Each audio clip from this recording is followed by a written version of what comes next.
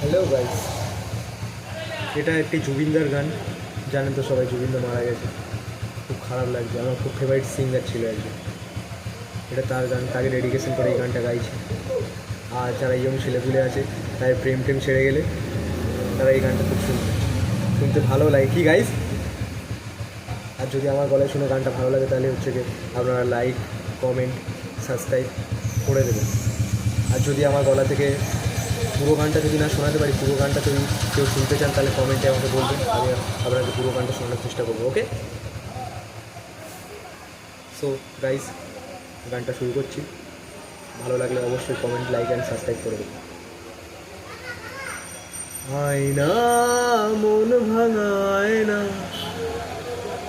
যায় না, ব্যথা ভোলা যায় না, সয় না, এই ব্যথা যে সয় না।